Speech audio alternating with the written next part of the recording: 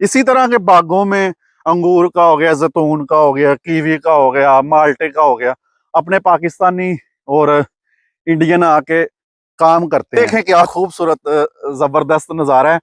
और single road जो है वो बल खाता हुआ जनाब इसी तरह ये देखें ऊपर जा रहा है। बताया इस तरह ढलवान है, इस तरह ना, तो उन्होंने एक स्टेप पे एक लाइन लगाई हुई है, फिर आगे एक स्टेप बनाया। देखें ये इन्होंने दरख्तों पे ब्लू रंग का ना चूना सा लगाया हुआ है, पेंट मतलब थोड़ा सा किया हुआ है, पता नहीं निशानी लगाई है या कोई कीड़े मार कोई सिस्टम है इनका। अस्सलाम वालेकुम जी प्यारे, क्या हाल चाल है? ठीक ठाक है। अच्छा जी प्यारे, मैं इस वक्त बड़ी खूबसूरत जगह पे खड़ा हूँ।